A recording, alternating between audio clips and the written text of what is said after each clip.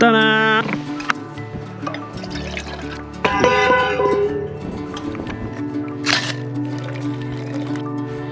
Come on. Campcraft basics. 4 options for brewing up in the woods. Best camp kettles. Let's go. It probably goes without saying that this is a fairly massive subject and something that relies heavily on personal preference. The reason I've chosen to focus on my top 4 today are because personally I'd class myself as someone who spends an awful lot of time in the woods and very much more sort of a lowland specialist, sort of 4,000 feet and below. So getting hold of sticks, pine needles and things like that kind of fuel is relatively much easier for someone like myself. So we're going to go through sort of some of my favourite little options behind me now. We're going to have a look at how and why. Someone else who does a lot of these sorts of vids I think I've seen in the past is Mr. Paul Messner. If you're kind of more interested in Lake District hill walking, mountain climbing type of thing, go and check out his gear reviews. They're also pretty interesting and very informative. Cool. So I think I'm going to start with the largest option, and it's very much something you would do in a sort of main camp situation. Ta-da! It is the Boonies kettle. It is a whopping 10-litre kettle. You could just about make out on the label there, it probably still says Boonies. Okay, so this is a great little option. It's actually fairly lightweight unless it's full of water like it is now. Okay, it's got a lovely wide base to it. You can get these in, I think they do stainless and they do an aluminium option. Okay, and these are absolutely fantastic. There's a couple of very similar variants to this on Amazon. We'll stick some links below in the box here. But we've had ours. This one is a relatively newcomer to the camp. Yeah, certainly does the business. Things I like about it: good solid handle, well riveted in. Okay, I've got the ability to suspend it with a carabiner and a chain. But more often than not I'm just keeping it down here with this simple swinging Aussie grill, so that's a massive plus. Pure literage and size means that it's going to service the entire family unit when you're all sat around that campfire spending time together. No, it does not pack down into a little bag. It is very much an item that you're going to take with you if you're going with a group.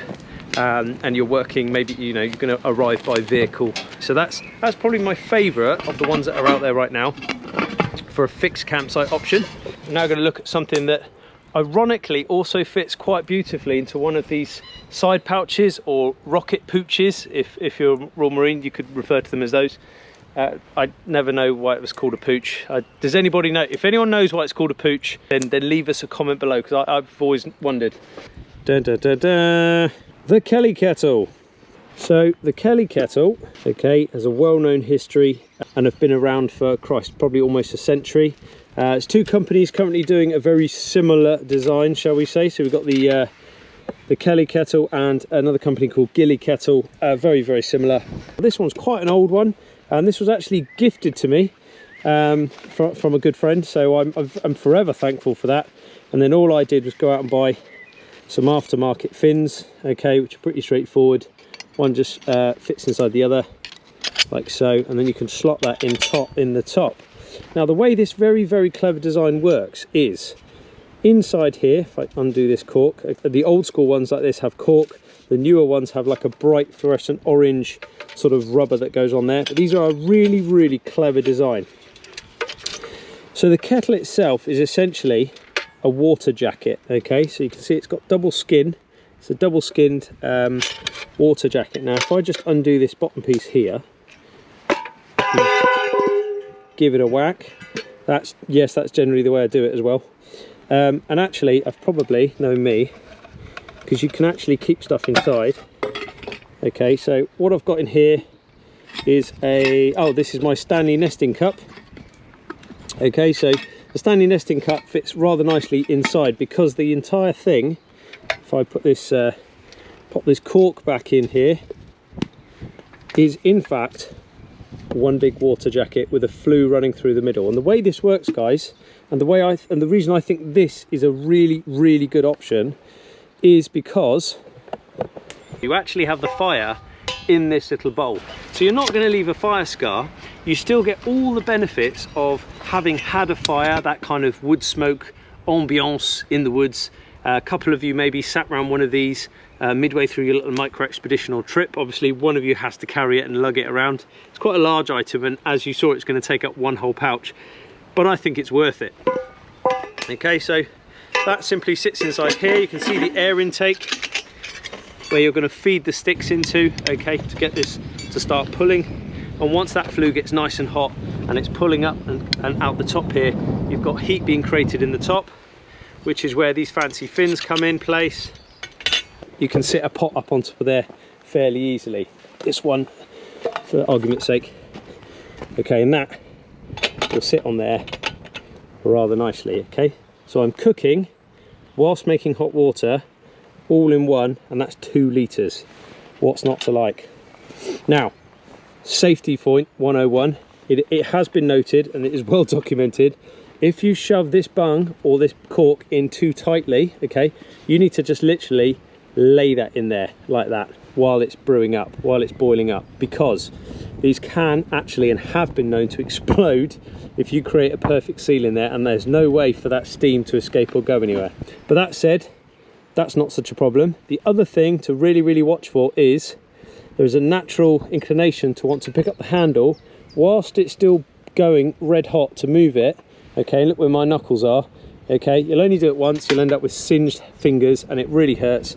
I can tell you firsthand, and you'll only do it once. But again, it's another thing to really watch for. But what's really cool is if you use it correctly, okay, and I'm going to show you how to pour with it now, that shouldn't be a problem at all.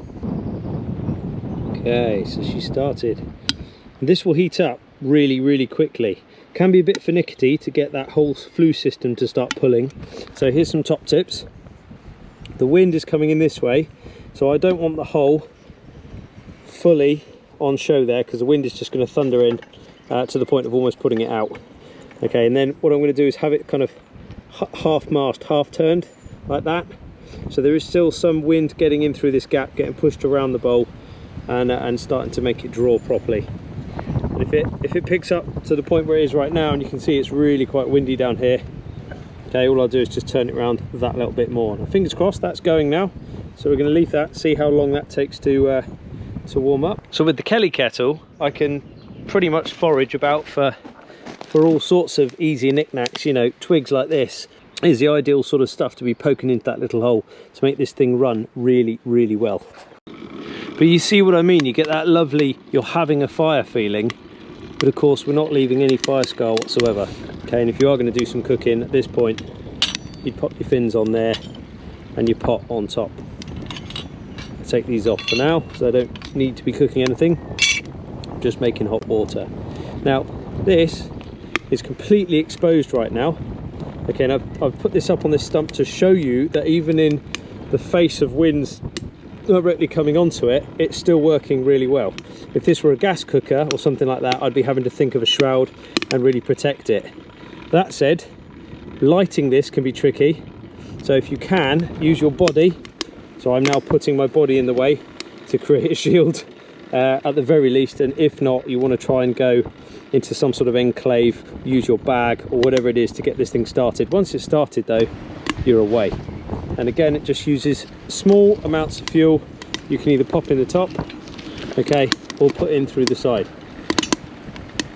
As such, great piece of kit. It's something I highly rate, and I think you know, it's seen as a bit old school now, but actually if there's going to be 2, 3, 4 of you going on a trip for a few days somewhere across a piece of landscape, this is a lovely option to go with. Okay, that's starting to get mighty hot now. Are we seeing steam coming out of here? I've turned it onto the windward side so I can tell the difference between steam and smoke. Okay, so if it was on this side, because the wind is coming across, the smoke might hide the steam and I might not see that it's going a bit crazy. So I've turned it back this way now. You know, it should be really noted that this is a lot of fun, and just the act of poking things into the top of it carefully really ignites my inner child. So certainly with the family, you know, if and when supervised, the kids could be here with you doing this, and yeah, just loads of fun.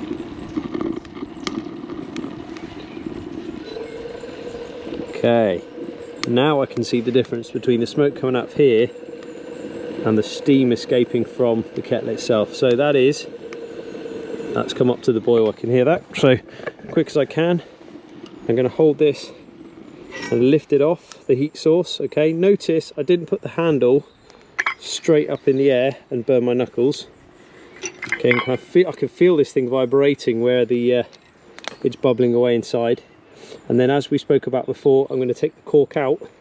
The cork is going to come around to this side, same side as the handle, and I'm going to use that to tip and pour my hot water in here and make my brew. So that comes around here.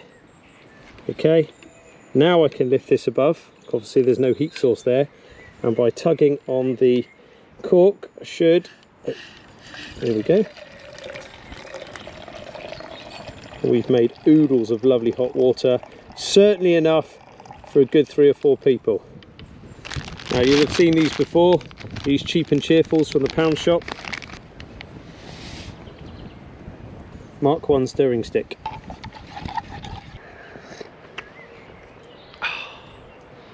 Every time. Option number 3.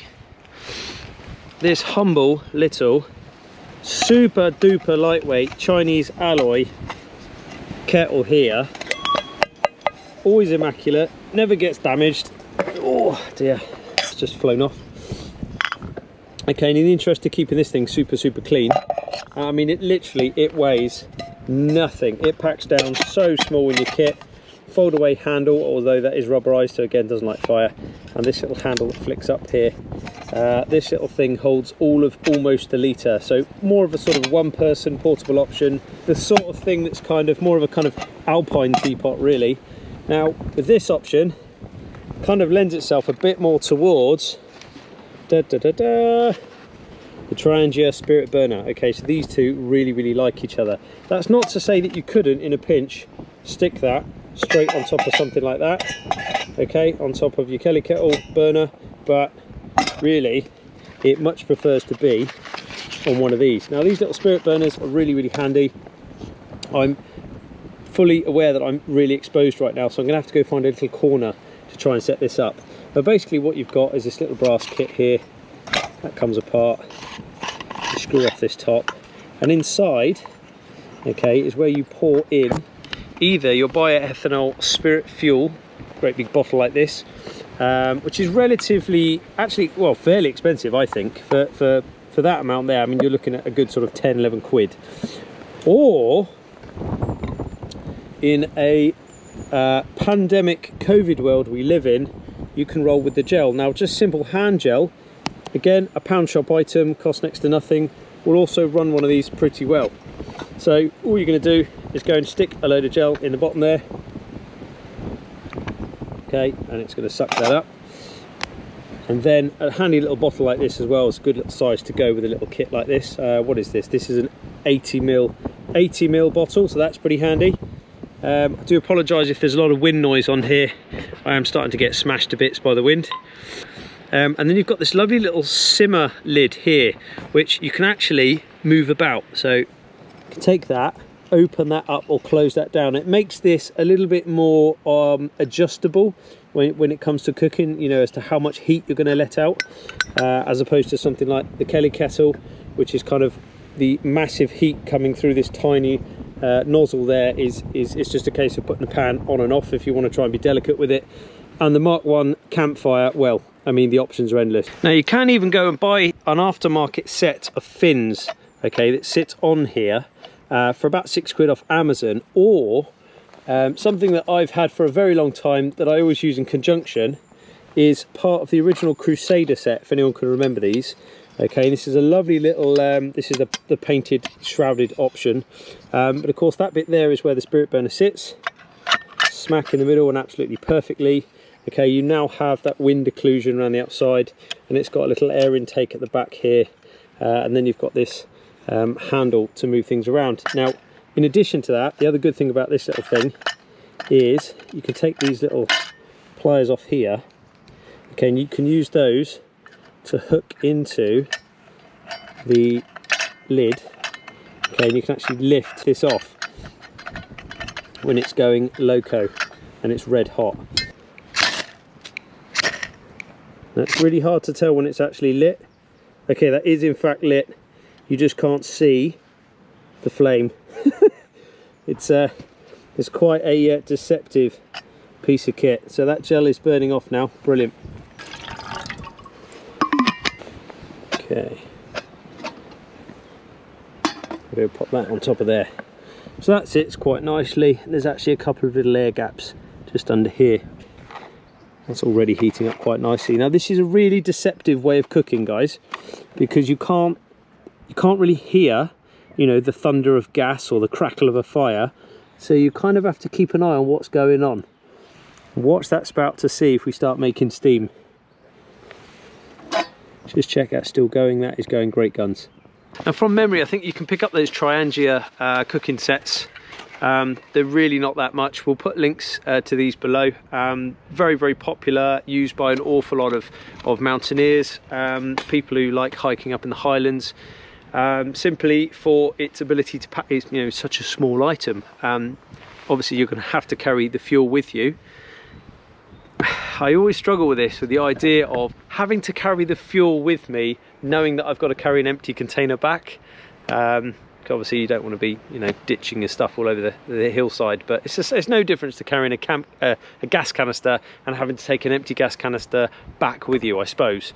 But this is a perfectly good option for somebody who wants to go a bit lighter, you know, wants to be, you know, maybe not carrying so much equipment, and possibly wants to go a little bit higher and in some more remote locations. This would be an ideal setup, really. So a little Triangia spirit burner and a tiny little alpine cooker like that. Okay, so I've just noticed that this little thing here isn't very happy on this open exposed top, so I'm just going to pop it inside my cooking box to try and give it a bit more protection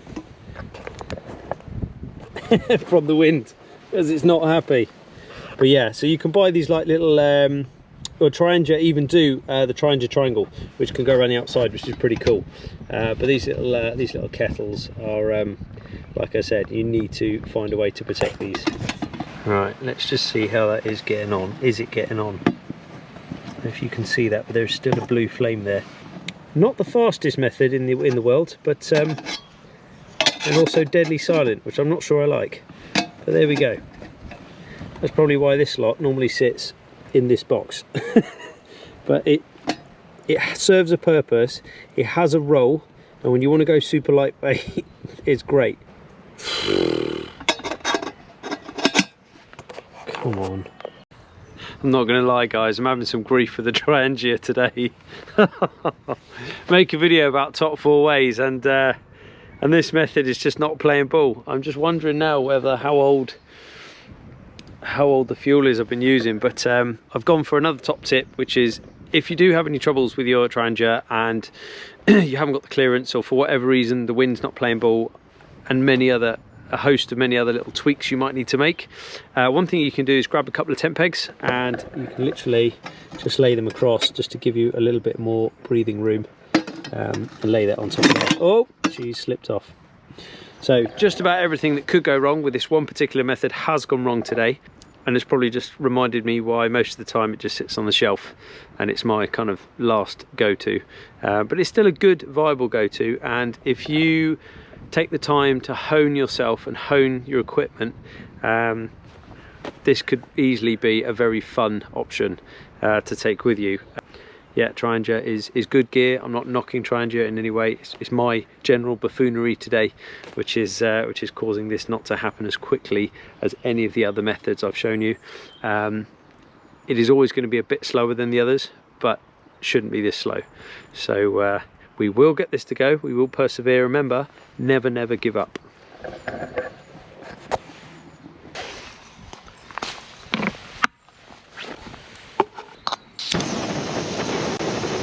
The humble Crusader mug. Not a kettle by definition, but a vessel in which to boil water and then drink from immediately after. Stainless steel construction, heats quickly, decent handles, extremely robust, used by British Armed Forces, in particular Royal Marines. Comes with its own BCB lid. Now there is actually an entire Crusader cooking system. Okay, you can get the base that it sits inside, a nesting base. You can use that in conjunction with a Triangia. You can use that in conjunction with the hexamine block that you get in the military. You can put a couple of pieces of hexi in there. You could even just have a fire in the bottom because this is so robust, okay, and just pop the kettle on top. But that itself, the Crusader mug, you can cook in, you can use it to boil and purify all your water. It's a pretty much one-stop shop item which I carry everywhere with me and rate highly. Slightly wider base than something like the Stanley nesting cup, okay, which means it's a little bit more stable when it comes to sitting on things like gas burners.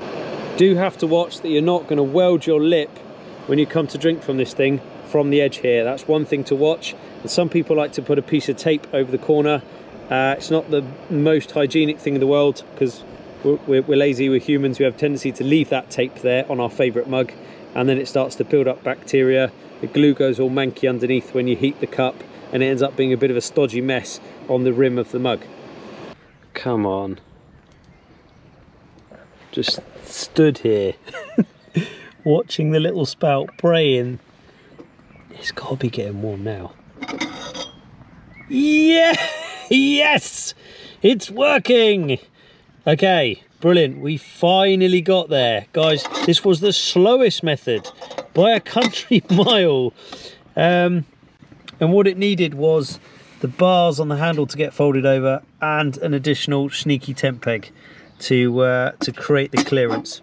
You need to put it, you need to really protect this and get kind of like a windshield around the outside of it and really look after it to make it go and get the best out of it. It's been blowing a hoolie here in the woods today, and I've been filming, and just about everything that could go wrong went wrong with the Triangia setup.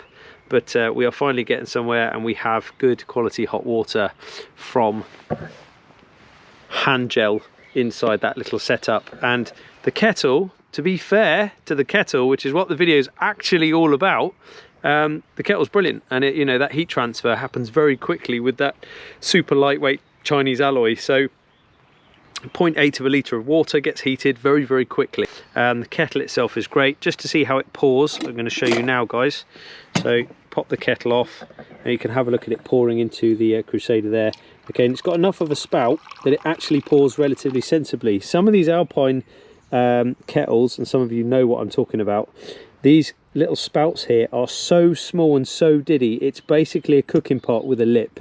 And it's got a tendency to drip down the front and end up in the tent and all sorts, if you're cooking inside a tent. But this one's actually got enough clearance to work fairly well. That on a gas cooker is ridiculously fast. But no, I wanted to play with the Triangia again today and refamiliarise myself, and it has taken an age, but we're there, okay? So those were my favourite 4 options. Remedials, Triangia remedials required for me, clearly. But yeah, main camp option is the Boonies, the Kelly kettle, absolutely brilliant. The Triangia and that little Alpine kettle, that's really cool. And then on a kind of personal level, I think my heart always lies with the Mark 1 Crusader mug. And I've just seen that that is now going bananas. And actually I have to take that off. Now can't touch the handle because I've used it for cooking. What a wally. So again, you see that today has been a learning, a bit of a lesson for me with the Triangia cook set. So there we go. Bye for now.